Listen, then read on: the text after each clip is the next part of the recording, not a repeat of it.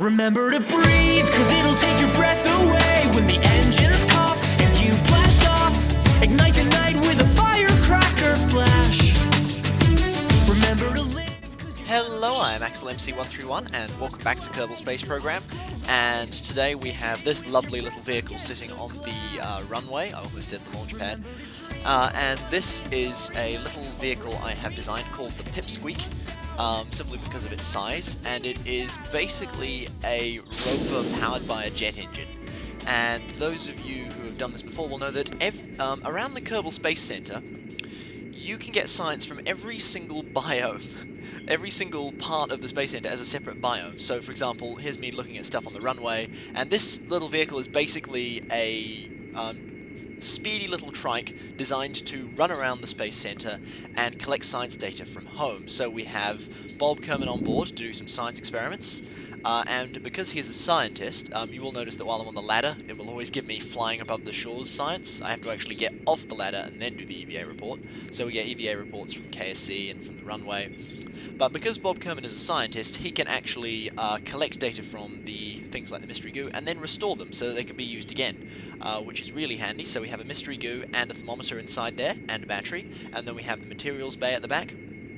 And you'll also see behind there we have a antenna, and I think we can collect up to like 5 experiments each point because we have the materials bay, the mystery goo, the thermometer, we can do an EVA report, and we can also get the crew report. And this is the little vehicle, and we just close the cargo bay up, and yeah, throttle up the engine and start going. Now I have time accelerated an awful lot of this, just because it was, it's quite tedious. It took me about 16 minutes to do this entire run through of every bit. Oh yeah, don't open this while you're moving. Because that was moving at like 9 meters per second, and I almost did a cartwheel, so that was pretty horrific. But here we are, this is more science from the KSP. And we'll actually just get Bob up, and there we go, get some more science. So this is basically a rinse, lather, and repeat sequence, which is that every time you come to a new biome, all you got to do is stop, gather all the science, get Bob out on EVA, grab the science from the experiments, put them in the capsule, and run back. And you can see I'm also transmitting the crew reports. This is me getting back up onto the Space Center next to the administration building, and I ran into problems because I thrust limited the engine, and even on full thrust, only just had enough power to get up that hill. But there we are, so now we're at the administration building, and here is our first separate biome of the space. There we go, crew report from administration, blah blah blah blah blah. And you may be wondering what the little fins on the side are for. Well, I'm very good at getting my Kerbals to fall off ladders and stuff, and because we don't actually have these separate ladders as a part yet, I've made these, and you'll notice that as I get close to things like this, I can press F to climb. See a little prompt coming up?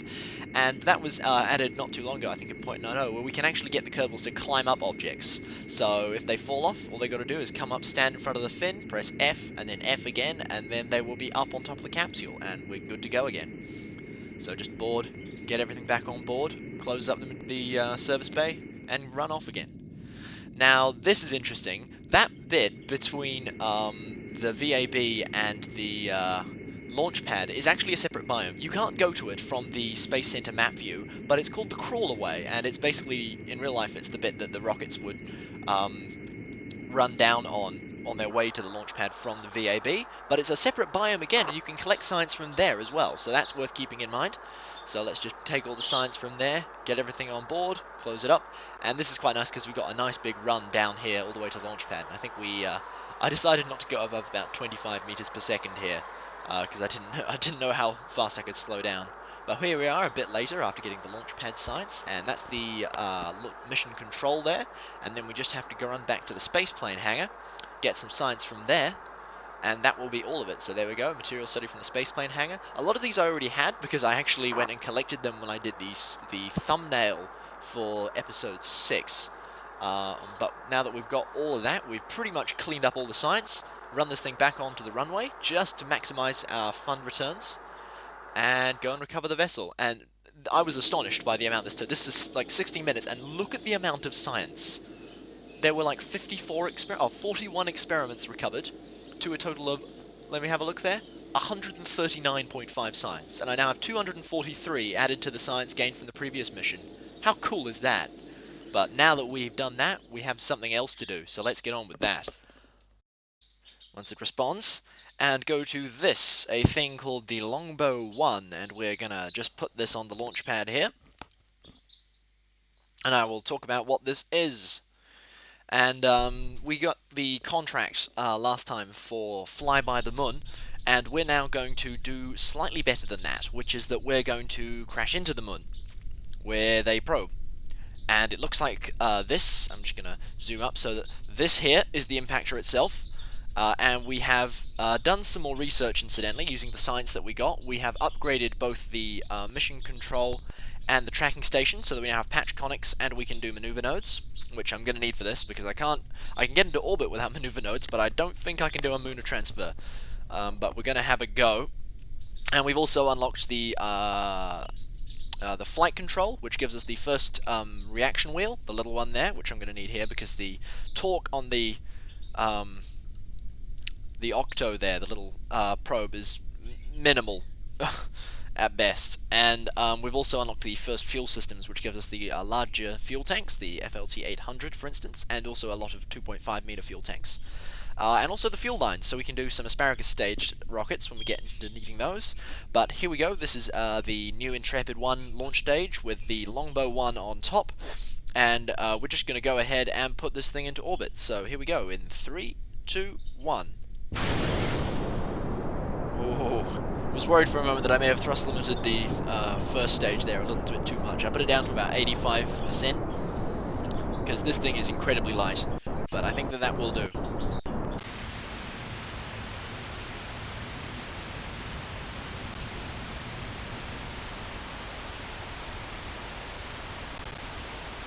Okay, we are approaching first stage burnout, and we're just passing 6 kilometers up. That's pretty good. Speed is looking good. Oh, there we go. Okay, looks like we're gonna have to throttle up a little bit for this. There we go. And try and turn this thing over and hopefully not flip. I want to do this quite gently. Oof. Oh dear. Don't flip. Don't flip. Nope, it's gonna flip. Okay. Really? Oh man. And I've already got fins on this thing, so I can't really do a huge amount about that. Come on, flip it back.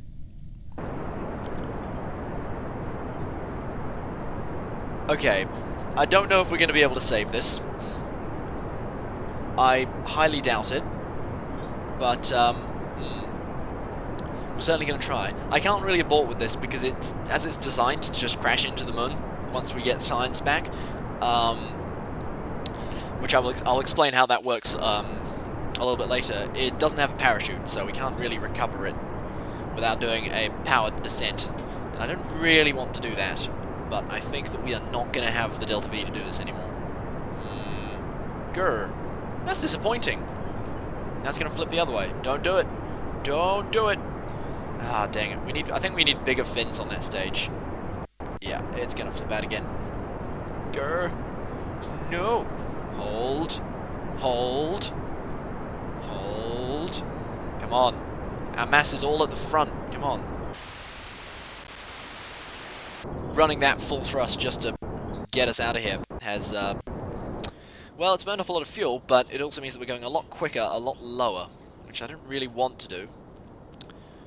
But, our apparatus is going up nicely, so I don't know, we might have a chance, but I've still got another 1,000 kilometers, 1,000 kilometers, 1 kilometer per second to make, and I don't think we're going to do it here. Not with that much fuel in this tank. This will probably give... I don't actually know how much. I need to figure out, like... I need to do some Delta V calculations for how much these...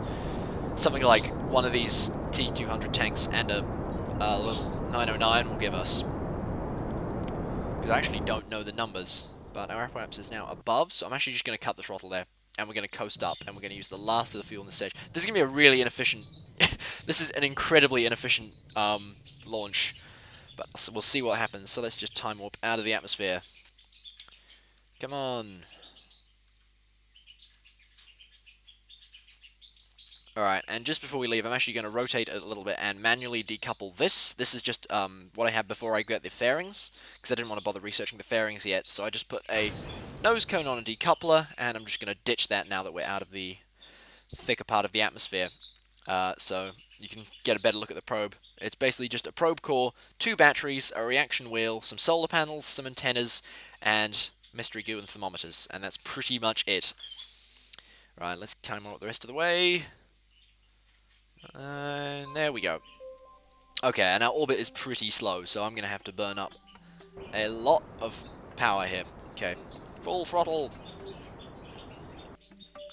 Come on. Oh, and that stage burnout. Next. Wow! Dang, okay. I wasn't expecting something to explode. I possibly should have left it a little bit longer, but let's see if we can get into orbit with this. We might be able to. Hey, yeah. Oh, that's up to 80, so I'm actually going to leave it for a minute. And now we have patch conics, by the way, which is why our orbital path is now blue instead of grey, and we can also add maneuvers and so forth. But I'm brute forcing it. I don't care. I know how to do this. Let's go to about 20 seconds. Horizon, and burn. I'm actually going to throttle down to about 2/3, because I don't think we need full thrust for this. Come on, I want a bit to be nice and circular. Circular orbits, it's never necessary to do a circular orbit, but if you're doing like a transfer orbit to something else, it always helps. Hup.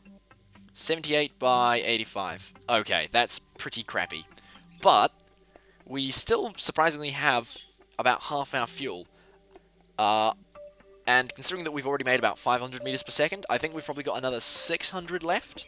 600 meters per second? I don't know. And I don't know how much it takes to get to the moon. But we're going to plot that now.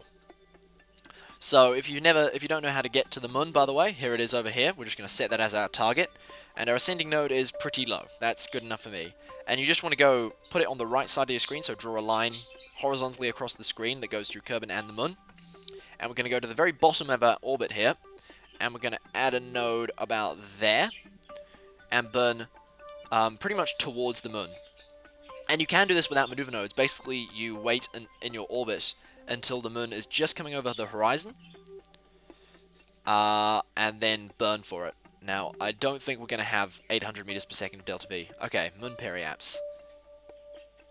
Can we shave that? We can actually focus our view on the moon as well, so we can actually see what our orbit's going to do as we come past. So let's just bring up the maneuver node over there.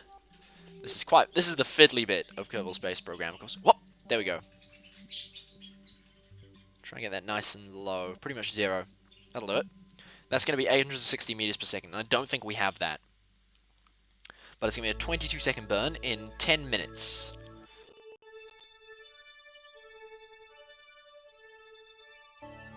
Alright, we're 22 seconds out, so I'm just going to align myself. There we go. Just use the nav ball there on the target marker. And you can see that the moon is just a bit over the horizon there, so we pretty much want to, when you burn for the moon, you want to be pointing directly at it. But time, node in T-minus, there we go, start burning. Actually, we're making that up really quickly, we might be able to do this. Let's go to the orbit map. We're getting like 5 G's acceleration from the 909, which is pretty funny. Alright, let's just hope we have enough fuel for this. Yeah, I think we might. Come on, okay, throttle down, throttle down. Keep it calm. Keep it calm. And... oh. Okay, let's just remove that node. What is our periapse? Whoop! Okay, nothing. That means that that's a collision course. That there is a collision course. Awesome! That was much easier than I thought it would be. I really overestimated what I would need for this. Okay. Let's just focus our view on the moon. And I want to make sure... yeah, I want to make sure that I explode some stuff here so that... we get rid of that transfer stage, because I kind of wanted to ditch the transfer stage before we hit the moon, so that we just had the little probe. But I guess we'll see.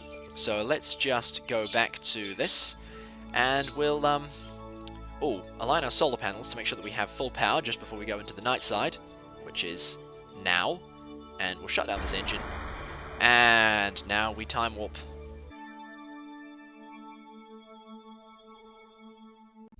And here comes the moon, and we're at Kerbin Apoapse now, so we're just going to come back. I love the orbital path here. If the moon was just a point body, this is what it would do. But unfortunately, we have a rather large chunk of rock to hit first. So, fly by the moon in about 6 minutes, thanks. 5, 4, 3, 2, 1. Thunderbirds are go! And freeze, and anti-time warp. Fly by the moon, achieved! And we also get the world first. We have escaped the gravitational influence of Kerbin. Well, we haven't really, we've just gotten into the moon's gravitational influence, but we've initiated the first flyby of the moon. And talk about close encounters. Any closer and there'd be paperwork. 88,000 funds and 8 science. Lovely. Right, now I'm wondering how best to do this. To ditch this stage. So we're still pointing at the sun? Yep, so we've still got plenty of power. So I'm going to point this way because I want this I know this decoupler is going to give me a hell of a push. So I think I'll actually point directly at the ground. And hopefully that won't knock me off course. So here we go in 3, 2, 1. Damn, that was a hell of a push. Yep, we're still going to hit that. Okay, so now let's just turn our solar panels back and get ready to do some high-altitude science. We are going to have to transmit all our science. This is how this is going to work. We are going to get some temperature scans while high in space, high over the moon, and low over the moon. But we're going to have to transmit them. We only get half the science from the thermometer scans, and I think we only get like a third of the science from the mystery goos. But there's still 8 science from the temperature scans. And if we just get mystery goo, there we go. Yeah, it's only going to be 6 science for that. So this is just our experiment, and of course we can't use the mystery goo again once we've transmitted the data. That's why we've got 2. Thermometers we've only got 2, just for balance, but there we go. So we've transmitted the high altitude science back. And of course we could do it again, but we don't get any value. We only get half the science, and that's only with a recover. So yeah. Technicalities, that's alright. We're going to go and fly closer to the moon. Oh, can you see that little shiny dot where the cursor is? Just above the cursor? That's Minmus. The little glittery dot. Hello, Minmus. Ah, you're always funny to see. Okay. Here we are. We're getting close now. Let me just bring this back up and get ready to turn time warp off. Alright, so how high are we now? We are 500 kilometers up still, and we're on a collision course over there. Now, I can't remember what low over the moon science is. But I think it's pretty low, so we're going to go until we find it. Wow, you're getting very close now. Hello, Moon. Good to see you. Take some more screenshots. Beautiful, beautiful pictures. Right, let's see. Log temperature. Still high over the moon. Okay. Time up some more. Oh. It froze for a moment. Still high over the moon. Come on, what is it? Oh. Okay, now we're on a suborbital path. We're still high over the moon. Still high over the moon. Come on! Let's just do 5 times warp. 40 kilometers. Space near the moon! There we go. Transmit temperature scan. Quickly, please. Observe the mystery goo. Transmit that. And this time the other... I like how the other transmitter pops out this time. Okay. And we are good on our collision course. I don't think we get biome specific for the temperature scan. No, we don't. So let's just orient ourselves directly downwards. There we go. Point prograde somewhat. Wow, there's actually too much torque now. Let me just turn the wheels in that off. Here we go. So, goodbye, cruel world. I hope that you guys like explosions. This one isn't going to be particularly exciting, but you never know. It could be rather fun. Turn the SAS off and give it a spin! Whee! That was somewhat disappointing. It kind of went underground and then exploded. But there we go! We have flown by the moon. We have... Oh. Well, I don't want to revert. Let's go back to the Space Center now, that is complete.